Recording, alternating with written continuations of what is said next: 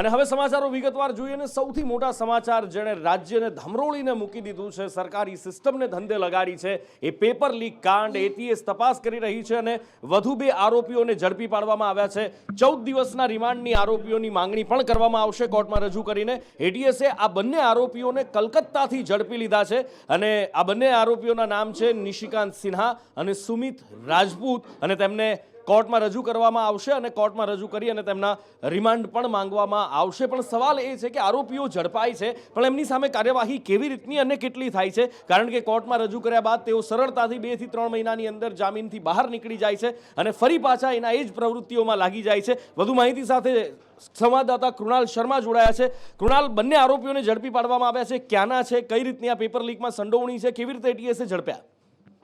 નુપુર, સૌથી મહત્વની વાત છે કે હાલમાં જ એટીએસ જે મુખ્ય સૂત્રધાર છે પેપર લીક કાંડનો ભાસ્કર ચૌધરી, તેને લઈને અટલાદરા સ્ટેકવાઇઝ ટેકનોલોજી ખાતે પહોંચી છે. કારણ કે આ સ્ટેકવાઇઝ ટેકનોલોજી ખાતે જ આ પેપર આપવા માટે જે પ્રદીપ નાયક હતા અને જીત નાયક, આ આરોપીઓ વડોદરા આવ્યા હતા. ત્યાંથી હોટલમાં રોકાઈને ભાસ્કર ચૌધરીને તેના સ્ટેકવાઇઝ ટેકનોલોજી પર પેપર આપવા આવવાના હતા, પરંતુ એટીએસે ઝડપી લીધા હતા. જોકે હાલ રિકન્સ્ટ્રક્શન માટે એટીએસ અટલાદરા સ્ટેકવાઇઝ ટેકનોલોજી ખાતે પહોંચ્યું છે. તો બીજી તરફ જે અન્ય 2 આરોપીઓને એટીએસે કોલકાતાથી પકડ્યા છે, જેમાં નિશિકાંત સિંહ અને સુમિત રાજપૂત, આ બંને આરોપીને પણ કોર્ટમાં રજૂ કરવામાં આવશે, જેમાં રિમાન્ડની માંગણી કરાશે.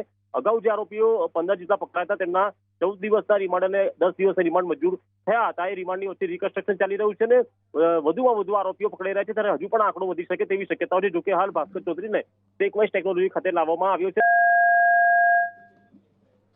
જે કૃણાલ, સમગ્ર માહિતી બદલ આપનો આભાર. તો 2 વધુ આરોપીઓ ઝડપાયા છે અને આ બંને આરોપીઓને કોર્ટમાં પણ રજૂ કરવામાં આવશે. પણ સવાલ એ છે કે પેપર લીક થતા અટકશે ક્યારે?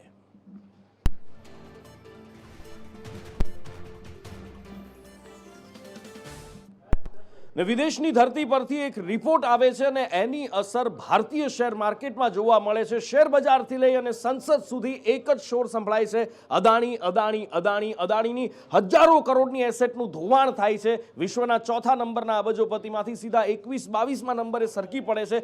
શેર બજારમાં સતત લાલ નિશાન જોવા મળે છે અને ત્યારબાદ હવે શું? લોકસભામાં પણ હોબાળો થાય છે. લોકસભા હોય, રાજ્યસભા હોય, બંનેની અંદર આ જ માંગ કરવામાં આવે છે કે અદાણી મામલે ચર્ચા કરવામાં આવે. ગેરરીતિ થઈ હોય તો એ મામલે ચર્ચા કરવામાં આવે. આરબીઆઈએ પણ તમામ બેંકો પાસેથી માહિતી મંગાવી હતી કે ભાઈ આ અદાણીને કેટલું દેવું છે, અદાણીનું બેંકો ઉપર કેટલું લેણું છે, દેવું છે, આ તમામ વિગતો પણ માંગવામાં આવી હતી. અને આ બધા વચ્ચે શેર બજારની શું પરિસ્થિતિ છે અને આગામી સમયની અંદર શું થઈ શકે છે, ધવલ પટેલ પાસેથી જાણીએ.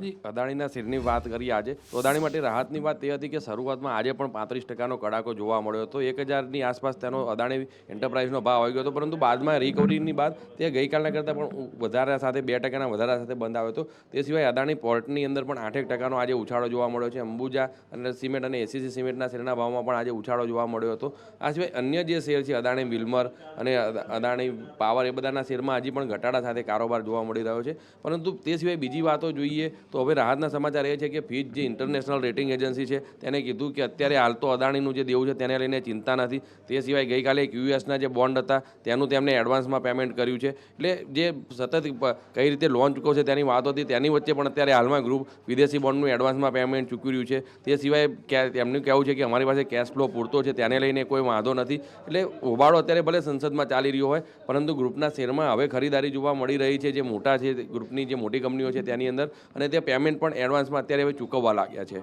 એટલે હવે સ્થિતિ તો આની અંદર સુધરી રહી છે, પણ બંને સદન સોમવાર સુધી અટકાવી દેવામાં આવ્યા છે. કામગીરી ખોરવાઈ ગઈ છે. સંસદની અંદર પણ શોર છે અને રોકાણકારો અત્યારે તકલીફમાં છે, રોકાણકારો ચિંતામાં છે કે શું થશે શું થશે. આ બધા વચ્ચે એક મોટા સમાચાર, ધાણી ફૂટ ફાયરિંગના સમાચાર મળી રહ્યા છે. હારીજથી આ સમાચાર મળી રહ્યા છે. એક યુવકે ધાણી ફૂટ 5 રાઉન્ડ ફાયરિંગ કર્યું છે. હારીજના દુનાવાડા ગામમાં યુવકે અંધાધૂંધ ફાયરિંગ કર્યું છે. 5 થી વધારે રાઉન્ડ ફાયરિંગ કરવામાં આવ્યા છે. વધુ માહિતી સાથે ભરત પ્રજાપતિ સંવાદદાતા જોડાયા છે. કોણ છે આ યુવાન ભરત અને શા માટે ફાયરિંગ કર્યું, ક્યાંની ઘટના છે, શું કોઈ ઈજાગ્રસ્ત થયું છે કે કેમ? ચોક્કસથી નુપુર, પાટણ સહિત સમગ્ર જિલ્લામાં દિન પ્રતિદિન કાયદો અને વ્યવસ્થાની પરિસ્થિતિ કથળતી હોય તે રીતની ઘટનાઓ પ્રકાશમાં આવી રહી છે. આજે પણ હારીજ તાલુકાનું જે દુનાવાડા ગામ છે ત્યાં આગળ એક યુવાન દ્વારા અંગત અદાવતની અંદર 5 થી 6 રાઉન્ડ અંધાધૂંધ ફાયરિંગ કર્યું હતું ને તેની અંદર 3 લોકો ગંભીર ઘાયલ થયા છે અને તમામ જે 3 ઘાયલો છે તેઓને પાટણની ધારપુર હોસ્પિટલની અંદર અત્યારે સારવાર અર્થે ખસેડવામાં આવ્યા છે. સૌથી મહત્વની બાબત છે કે જિલ્લામાં દિન પ્રતિદિન આ રીતની ઘટનાઓ પ્રકાશમાં આવે છે. પોલીસ દ્વારા પેટ્રોલિંગના મોટા દાવાઓ કરવામાં આવે છે, તેમ છતાં જે આ રીતની ઘટનાઓ પ્રકાશમાં આવે છે તેને લઈને લોકો અત્યારે ભયભીત જોવા મળી રહ્યા છે. અત્યારે જે દુનાવાડા ગામની અંદર અંધાધૂંધ ફાયરિંગ કરવામાં આવ્યું છે તેમાં 3 લોકો ઘાયલ થયા છે અને તમામને ધારપુર. સૌથી મહત્વની બાબત છે કે દેશી આગ બનાવવાનું કટ્ટા જે યુવક દ્વારા આયુ ક્યાંથી લાવ્યો હતો અને કઈ રીતે તેને આ રીતે અંધાધૂંધ ફાયરિંગ કર્યું તે સૌથી મોટો સવાલ અહીંયા ઉભો થાય છે. કારણ કે અવારનવાર આ રીતે ફાયરિંગની ઘટનાઓ સમગ્ર જિલ્લાની અંદર બનતી જાય છે, તેમ છતાં પોલીસ આ બાબતે કોઈ પણ જાતની હજુ કાર્યવાહી કરી નથી. એટલે કહી શકાય કે અત્યારે જે ફાયરિંગ થયું છે તેને લઈને અત્યારે ગામની અંદર ભયનો માહોલ જોવા મળી રહ્યો છે. નુપુર, બિલકુલ ગામની અંદર ભયનો માહોલ જોવા મળી રહ્યો છે, લોકોમાં ફફડાટ છે, પણ સવાલો ઘણા બધા છે. કાયદો વ્યવસ્થાની સ્થિતિ ઉપર સવાલ ઊભા થઈ રહ્યા છે અને એની સાથે જ આ દેશી હાથ બનાવટનો કટ્ટો, આ બંદૂકો આવે છે ક્યાંથી, પોલીસની નજરથી છુપવું કેવી રીતે રહે છે? જો પોલીસ કહે છે કે 24 કલાક સતર્ક છે તો પછી આ કાયદો વ્યવસ્થાના ધજાગરા કેમ ઉડે છે? સવાલ ઉઠી રહ્યા છે અને આ બધા વચ્ચે પોલીસ ઉપર પણ હુમલાના સમાચાર મળી રહ્યા છે. ઊંઝા પોલીસ ઉપર હુમલો થયો, ક્યાં અને કોણે હુમલો કર્યો, શા માટે હુમલો કર્યો, તમામ વિશે ધવલ પાસેથી માહિતી લઈએ. નુપુર, શિયાળાની રાતો અને ચોરીના બનાવો દિવસે ને દિવસે વધી રહ્યા છે. રાજ્યમાં ચોરીના બનાવોના તપાસ જ્યારે કરી રહી હતી ત્યારે ઊંઝા પોલીસને કડવો અનુભવ ઉત્તર પ્રદેશની અંદર થયો છે. ઉત્તર પ્રદેશમાં જ્યારે ચોરની ટોળકીને પકડવા માટે ગઈ ઊંઝાની પોલીસ, ત્યારે ત્યાં ફાયરિંગ થયું હતું અને ફાયરિંગની ઘટનામાં પોલીસ અને ચોરની ટોળકી વચ્ચે સામસામે ફાયરિંગ થયું હતું. જોકે જેનો મુખ્ય આરોપી હતો જે ચોર, એ તો ત્યાંથી નાસી છૂટ્યો હતો અને સફળ રહ્યો હતો, પરંતુ એક મહિલા અને એક યુવાન ઝડપાઈ ગયા છે. જોકે મુદ્દામાલ જે હતો લગભગ 10,000ની રોકડ અને 25 લાખના દાગીનાની જે ચોરી થઈ હતી એ અમાઉન્ટ પકડાઈ ગઈ છે અને મુદ્દામાલ પણ જપ્ત થઈ ગયો છે. પણ ખૂબ મહત્વની વાત છે કે પોલીસ પર સત્વરે ફાયરિંગ થઈ રહ્યા છે. બિલકુલ, પોલીસ ઉપર હુમલા થઈ રહ્યા છે અને આ બધાની વચ્ચે આગળ પણ એક હુમલાની વાત કરવી છે, પણ એ પહેલા વાત કરવી છે પાડોશી દેશની. કાયદો વ્યવસ્થા આપણે અહીંયા આગળ વાત કરીશું, પણ એવું કહેવાય છે કે હાથના કરેલા હૈયે વાગતા હોય છે. કર્મનો સિદ્ધાંત છે કે કરેલા હંમેશા ભોગવવા જ પડતા હોય છે અને પાકિસ્તાન એ ભોગવી જ રહ્યું છે. એટલે અત્યારે વાત પાકિસ્તાનની આર્થિક સ્થિતિની નથી થઈ રહી, એ તો પાકિસ્તાન ભિખારી બની જ ચૂક્યું છે અને એનો પીએમ વઝીર આઝમ દુનિયામાં દર કટોરો લઈ અને ભીખ માંગવા ફરી રહ્યો છે, પણ એના કટોરામાં કોઈ ભીખ નથી નાખી રહ્યું. બીજી બાજુ દેશની અંદર જ એના ઉછેરેલા આતંકવાદીઓ કેવી રીતે દેશને ડંકી રહ્યા છે, સંજય પાસેથી જાણીએ. જે પાકિસ્તાનની સ્થિતિ અત્યારે દુનિયામાં સૌથી ખરાબ દેશોની ગણતરીમાં તેની ગણતરી થઈ, કારણ કે એક તરફ ત્યાં ભૂખમરો અને ગરીબીનું સ્તર છે એ દિન પ્રતિદિન વધી રહ્યું છે, તો બીજી તરફ કટ્ટરવાદીઓ છે તે દેશમાં આતંક મચાવી રહ્યા છે. કારણ કે કટ્ટરવાદને પહોંચવાનું કામ પાકિસ્તાને શરૂઆતથી જ કર્યું છે. તે આતંકવાદ હોય કે ધાર્મિક કટ્ટરપંથ હોય, લઘુમતી સમાજને હંમેશા ત્યાં દબાવવામાં આવ્યું છે. તે હિન્દુ હોય, શીખ હોય કે કોઈ પણ હોય, આવા જ એક કટ્ટરપંથ લઘુમતી સમાજ છે જેના મસ્જિદ ઉપર કટ્ટરપંથીઓએ હુમલો કર્યો હતો અને મસ્જિદ તોડી નાખી હતી. અહમદી સમાજ છે કે જ્યાં જે પાકિસ્તાનમાં વર્ષોથી વસવાટ કરે છે, તેઓ ભાગલા વખતે પણ પાકિસ્તાનમાં રહેવાનું પસંદ કર્યું હતું, પરંતુ પાકિસ્તાનના જે મુસ્લિમો છે તેમને મુસ્લિમ ગણવાથી ઇનકાર કરી દીધો હતો અને તે છતાંય પણ અહમદી સમુદાય છે એ અત્યારે ત્યાં વસવાટ કરે છે, પરંતુ તેમની યાતનાઓનો પાર નથી. કારણ કે પાકિસ્તાનના જે મુસ્લિમો કટ્ટરપંથીઓ છે તેમને મુસ્લિમ ગણવાનો ઇનકાર કરી દીધો અને છેલ્લા 3 મહિનામાં તેમની મસ્જિદો ઉપર 5 વખત હુમલા કરવામાં આવે છે. એટલે કે તેમની સ્થિતિ પણ અત્યારે ખૂબ જ દયનીય છે. પાકિસ્તાનનું તંત્ર અને સરકાર આ બાબતે મૌન છે. હુમલાઓ વધી રહ્યા છે, લોકો ડરમાં છે, તેમ છતાં સરકાર અત્યારે કંઈ પણ તેના ઉપર બોલવા તૈયાર નથી. એટલે કે લઘુમતીઓની સાથે સાથે ત્યાંના તે સ્થાનિક મુસ્લિમો છે તેની પણ સ્થિતિ ત્યાં બદતર થઈ રહી છે. બિલકુલ, એટલે પાકિસ્તાન અત્યારે એક તરફ એ છે કે એક સાંધે ત્યાં 1300 તૂટે છે અને બીજી તરફ પાકિસ્તાનના ટુકડા થવાની પણ સંભાવના છે અને આ બધાની વચ્ચે હવે પાકિસ્તાનના આતંકીઓ અંદર ને અંદર જ પાકિસ્તાનને ડંખી રહ્યા છે. ક્યાં જઈને પાકિસ્તાનની સ્થિતિ અટકશે કદાચ વિચાર કરવો પણ અઘરો છે. પણ આ બધા વચ્ચે પાછા દેશની વાત કરીએ અને દેશની અંદર એક બાબા જે હંમેશા ચર્ચામાં રહેતા હોય છે, યોગ ગુરુ બાબા રામદેવ ધર્મસભાની અંદર ગયા અને ત્યાં જે નિવેદન આપ્યું એ ચર્ચાનો વિષય બન્યો. બાબાનું આ નિવેદન ફરી એકવાર વિવાદના વંટોળમાં ઘેરાયું છે. બાળમેરની ધર્મસભા હતી અને ઇસ્લામ ધર્મ વિશે બાબા એવું કંઈક બોલ્યા કે વિવાદ ઉભો થઈ ગયો. શું કહ્યું બાબાએ એ જુઓ. मुसलमान से पूछो थारो धर्म क्या है, वो कहे कि बस 5 बार नमाज पढ़ो, फिर जो मन में वो करो, चाहे हिंदुओं की छोरियों में उठा के लाओ, चाहे जो भी पाप करना है करो. वो इस्लाम का मतलब नमाज समझते हैं. घने पाप करते हैं हमारे बहुत से मुस्लिम भाई, लेकिन नमाज जरूर पढ़े मेरे बेटा, क्योंकि उनको यही सिखाया कि बस नमाज पढ़ो, बाकी जो करना है करो. आतंकवादी बन के घने बाकी और जितने भी अपराधी घने बन गए, नमाज जरूर पढ़नी, बस इतना ही सिखाओ, नमाज पढ़ो, जो मन में आए वो करो। ऐसा हिंदू धर्म नहीं है। वो ईसाई क्या सिखाते हैं? बोले बस वो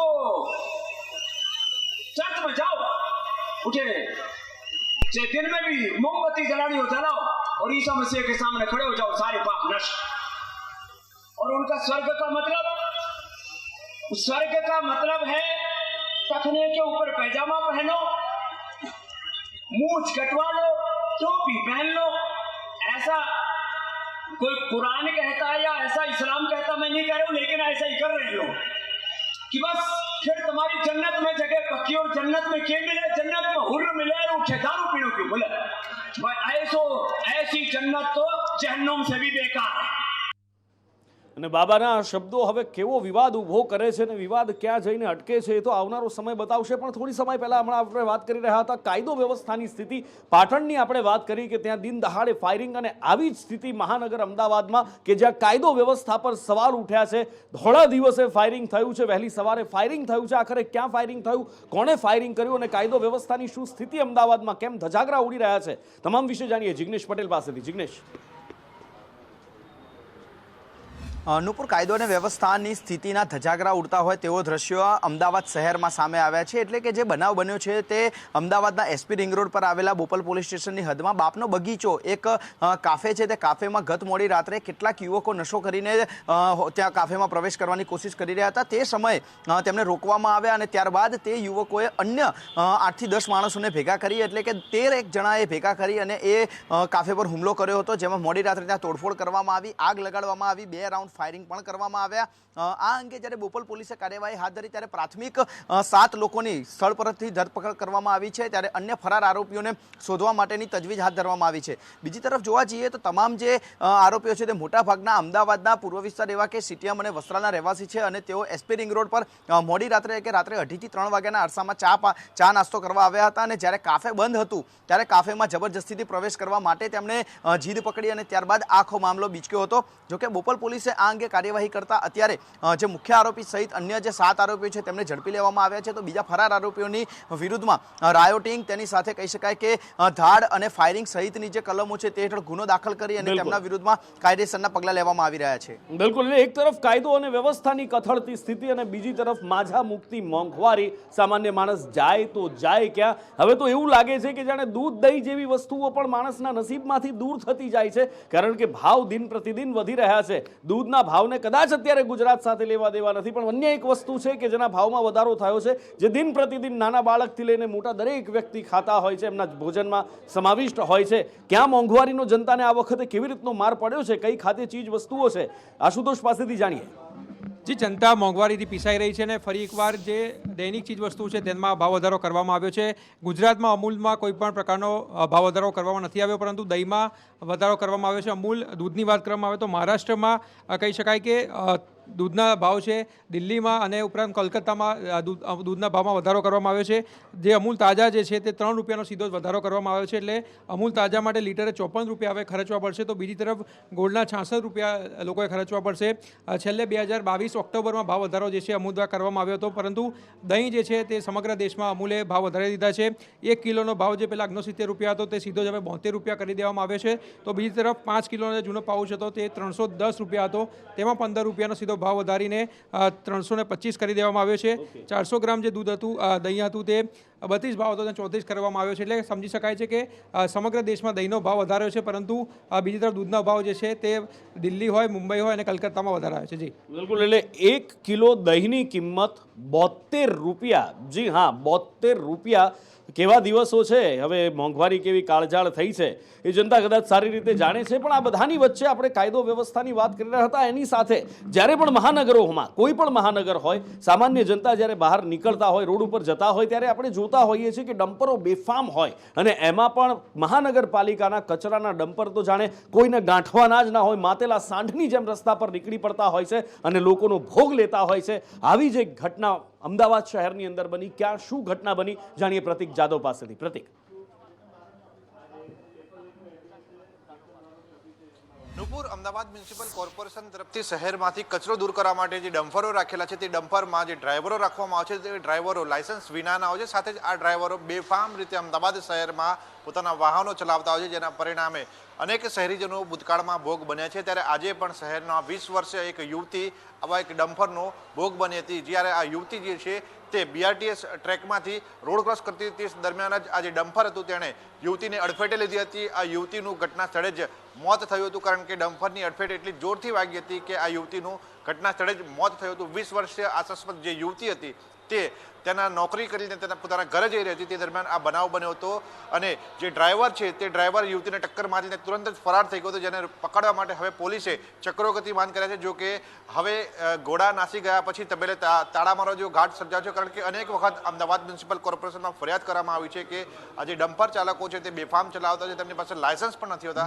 શા માટે તેમના સામે કાર્યવાહી નથી થતી તે સૌથી મોટો સવાલ ઉઠી રહ્યો છે. બિલકુલ, અને ન માત્ર અમદાવાદ શહેરની અંદર, દરેક શહેરમાં આ ડમ્પર ચાલકો આ જ રીતે બેફામ જતા હોય છે. પછી રેતીના ડમ્પરો હોય કે અમદાવાદ મ્યુનિસિપલ કોર્પોરેશનના, કેટલાક પાસે તો લાયસન્સ પણ નથી હોતા, પણ જાણે મોતનો પરવાનો ખુલ્લો આપી દીધો હોય મહાનગરપાલિકાએ આ ડમ્પર ચાલકોને, એવું લાગી રહ્યું છે. અને આખરે સામાન્ય નાગરિકોનો શું વાંક એ સવાલ છે. હવે જોઈએ કે મહાનગરપાલિકાનું તંત્ર ક્યારે જાગે છે, આમાં કોઈ પગલાં ભરે છે કે દર વખતની જેમ ભીનું સંકેલી લે છે. આગળ વાત કરવી છે, એક રાજ્ય એવું છે કે જ્યાં સૌથી મોટી બધી સમાજમાં પ્રવર્તેલી બાળ વિવાહ ઉપર મોટી કાર્યવાહી કરવામાં આવી છે. કયું છે આ રાજ્ય, શું કાર્યવાહી કરવામાં આવી, પ્રતિભાલ પાસેથી જાણીએ.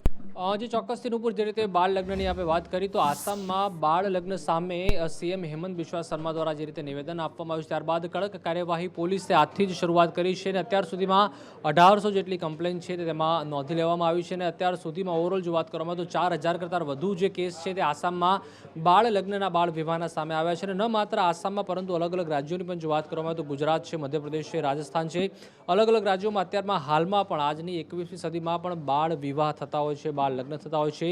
આપણે જે ગુજરાતમાં ઘોડિયા લગ્ન પણ કહેતા હોય છે કે બાળકો જ્યારે ઘોડિયામાં સૂતા હોય ત્યારે તેમના લગ્ન કરી દેવામાં આવે છે. અને તેના ખૂબ જ જે પરિણામો છે, ખરાબ પરિણામો તે ભોગવવા પડતા હોય છે. કારણ કે ઘણીવાર જ્યારે તેઓ બાળકો મોટા થતા હોય છે ત્યારે પણ તેઓના જે વિચારો હોય છે તે પણ ઘણીવાર મેળ નથી ખાતા અને તેના કારણે દુષ્કર પરિણામો પણ સામે આવતા હોય છે. બિલકુલ, અને આગળ વાત કરવી છે લોક માતાઓની, જેને આપણે માતા તરીકે પૂજીએ છીએ, નદીની. અને એમાં પણ અમદાવાદની સાબરમતી નદી, જ્યારે ભગવાન જગન્નાથની રથયાત્રા થવાની હોય એની પહેલાં જળયાત્રા કરવામાં આવે છે. અને આ જળયાત્રામાં સાબરમતીના જળથી ભગવાન જગન્નાથને અભિષેક કરવામાં આવે, નદીની આરતી ઉતારવામાં આવે. પણ જ્યારે સેન્ટ્રલ પોલ્યુશન કંટ્રોલ બોર્ડનો રિપોર્ટ સામે આવે ત્યારે ખબર પડે કે દેશની સૌથી પ્રદૂષિત બીજા નંબરની નદી કોઈ હોય તો એ સાબરમતી નદી છે. કોના પાપે કોના ભોગે, ઘણા બધા સવાલો ઊભા થઈ રહ્યા છે. અને સાબરમતીને લઈને હવે રાજકારણ પણ ચરમ પર પહોંચી રહ્યું છે.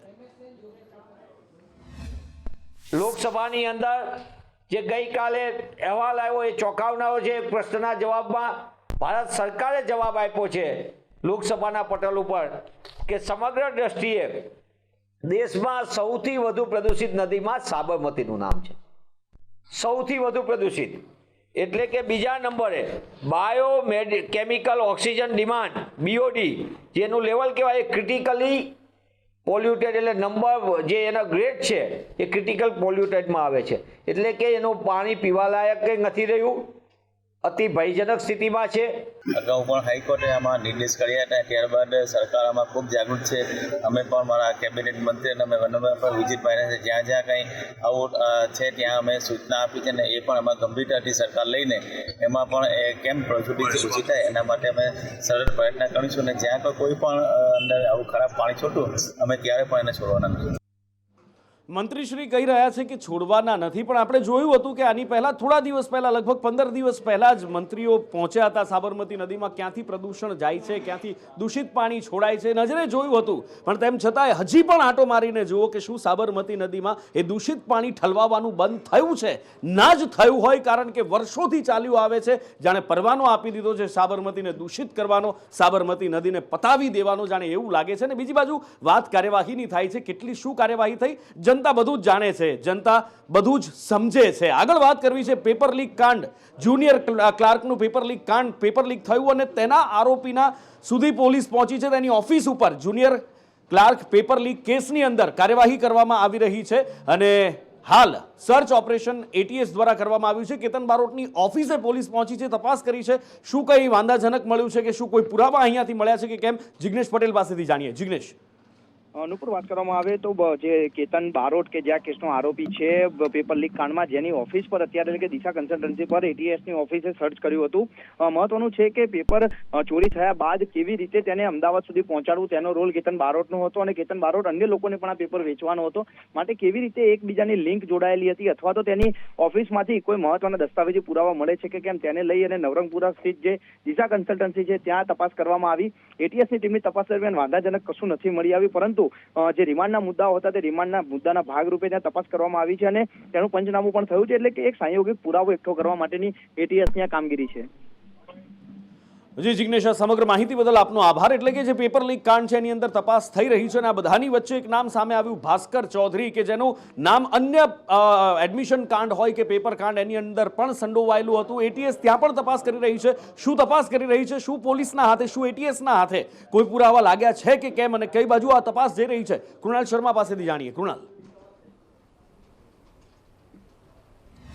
નુપુર, જે રીતે એટીએસે ભાસ્કર ચૌધરીની ધરપકડ કરી હતી અટલાદરાની સ્ટેકવાઇઝ ટેકનોલોજી કે જ્યાંથી આ ભાસ્કર ચૌધરીની ધરપકડ કરવામાં આવી હતી, ત્યાં ફરી એકવાર જે રીતે રિમાન્ડની માંગણી કરી હતી અને 14 દિવસના રિમાન્ડ બાદ 11 દિવસના રિમાન્ડ મળ્યા હતા. હાલ ભાસ્કર ચૌધરીને લઈને એટીએસ પહોંચ્યું છે. અહીંયા સ્ટેકવાઇઝ ટેકનોલોજી તેની તપાસ ચાલી રહી છે, રિકન્સ્ટ્રક્શન ચાલી રહ્યું છે, પરંતુ સ્ટેકવાઇઝ ટેકનોલોજીના ઉપરના માળે હાલ ભાસ્કરને લઈ જવાયો છે. જોકે મીડિયાને પ્રતિબંધ છે ઉપર જવામાં, પરંતુ ભાસ્કર ચૌધરીને હાલ લાવવામાં તો આવ્યો છે. રિકન્સ્ટ્રક્શન સાથે 2 આરોપીની ધરપકડ પણ કરવામાં આવી છે, જે કોલકાતાથી કરાઈ છે. નિષ્કાંત સિંહ અને સુમિત રાજપૂત, તેને પણ કોર્ટમાં રજૂ કરાશે, તેના પણ રિમાન્ડ માંગણી કરાશે. અને હવે જેમ જેમ આરોપીઓ વધુ પકડાય છે તેમ તેમ વધુ ખુલાસા પણ થઈ રહ્યા છે અને રિમાન્ડ બાદ પણ વધુ ખુલાસા થશે. પરંતુ હાલ ભાસ્કર ચૌધરીને સ્ટેકવાઇઝ ટેકનોલોજી ખાતે લવાયો છે અને આ રિમાન્ડ દરમિયાન જે ખુલાસા થશે ત્યારે વધુ નામ બહાર આવશે અને ચોંકાવનારા જે ઘટસ્ફોટ છે તે પણ થવાના છે, તે વાત પણ નક્કી છે. અને ગૃહમંત્રીની ઉપસ્થિતિ છે વડોદરામાં સવારથી, અને તેની વચ્ચે એટીએસના ધામા પણ વડોદરામાં જોવા મળી રહ્યા છે. બિલકુલ. અને આગળ વાત કરવી છે હૃદયકુંજ આશ્રમ, આઝાદીની લડાઈમાં જે મુખ્ય સેન્ટર પોઈન્ટ રહ્યું એ આ સાબરમતી આશ્રમ, જેને મૂળ સ્વરૂપમાં લાવવા માટેના પ્રયત્નો થઈ રહ્યા છે. મામલો કોર્ટની અંદર છે અને કોર્ટમાં જ્યારે સુનાવણી હાથ ધરવામાં આવી, શું કોર્ટની અંદર કાર્યવાહી થઈ, સુનાવણી દરમિયાન કોર્ટે શું કહ્યું, દિવ્યા પાસેથી જાણીએ. નુપુર, ગુજરાત હાઈકોર્ટમાં સાબરમતી રીડેવલપમેન્ટ પ્રોજેક્ટ અંતર્ગત રોક લગાવવા માટે અરજી કરવામાં આવી હતી, પરંતુ ગુજરાત હાઈકોર્ટે આ સાબરમતી રીડેવલપમેન્ટ પ્રોજેક્ટને લીલી ઝંડી આપી દીધી છે. સાથે જ કોર્પોરેશન દ્વારા પણ રાજ્ય સરકાર દ્વારા જે ગુજરાત હાઈકોર્ટમાં બાહેધરી આપવામાં આવી હતી તે પ્રકારે કામગીરી કરવામાં આવે છે કે કેમ, જે અંતર્ગત ગુજરાતમાં હાઈકોર્ટમાં આજે અરજદાર દ્વારા વાંધો ઉઠાવવામાં આવ્યો હતો અને તે તમામ જે કામગીરીનો રિપોર્ટ છે જે આગામી દિવસોમાં 10 માર્ચે ગુજરાત હાઈકોર્ટમાં સુનાવણી થશે, તેમાં કોર્પોરેશન દ્વારા તમામ જે પ્લાનિંગ છે કેવા પ્રકારના પ્લાનિંગ સાથે કરવામાં આવશે, જેના કારણે ગાંધી આશ્રમમાં તમામ જે ગાંધીજીની પ્રતિમાઓ છે, જે છબી છે, જે ક્યારે બદલાય નહીં, તે તમામ બાબતોનું ધ્યાન રાખવામાં આવશે. તે અંગેનો આખો રિપોર્ટ છે તે કોર્ટમાં રજૂ કરવામાં આવશે. જી બિલકુલ. અને આગળ વાત કરવી છે ધોકાવાળી અને મારામારી કેસના આરોપી અને લોકગાયક દેવાયત ખવડ અત્યારે પોલીસ હિરાસતની અંદર છે અને કેસ ચાલી રહ્યો છે. કોર્ટમાં જામીન અરજી પણ કરી છે, પણ આખરે કોર્ટે શું એમની જામીન અરજી સ્વીકારી કે વધુ એક ફટકો આપ્યો, આયુષી પાસેથી જાણીએ. આયુષી.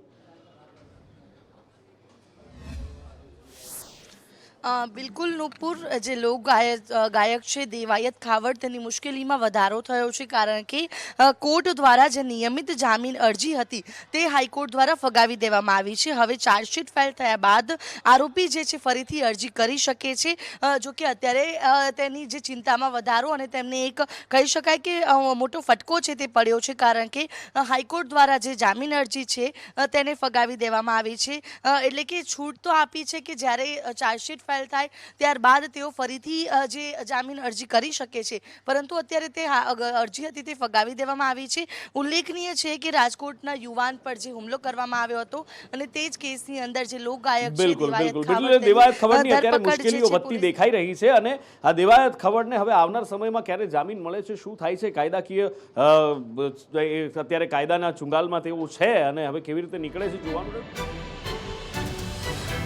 ઠંડીનું પ્રમાણ ઓછું થયું છે, થોડી રાહત મળી છે. જે ઠંડી કખડાવી નાખે એવી ઠંડી હતી એમાંથી, ત્યારે હવામાન વિભાગનું કહેવું છે કે આગામી 5 દિવસ હજી ઠંડીનું જોર ઘટવાનું છે, રાહત મળશે, પણ 5 દિવસ પછી શું કહેવું છે હવામાન વિભાગનું, ક્યાં સુધી ચાલવાનો છે હજી આ શિયાળો, જોઈએ. अगले 5 दिन में पूरे गुजरात स्टेट में वेदर मोस्टली ड्राई रहेगा, बारिश होने का ज़्यादा संभावना नहीं है और नाइट टेम्परेचर यानी मिनिमम टेम्परेचर का अगले 2-3 दिन में बढ़ने का संभावना है बाय 2 to 3 डिग्री सेल्सियस। उसका बाद मिनिमम टेम्परेचर का ज़्यादा चेंजेस होने का संभावना नहीं है। एंड सबसे लोएस्ट टेम्परेचर जो रिकॉर्ड किया गया है पूरी गुजरात में नलिया है, नलिया में 6.7 डिग्री सेल्सियस टेम्परेचर रिकॉर्ड किया गया है, लोएस्ट टेम्परेचर। एंड अहमदाबाद में 14 डिग्री सेल्सियस एंड गांधीनगर में 13 डिग्री सेल्सियस रिपोर्ट किया गया है।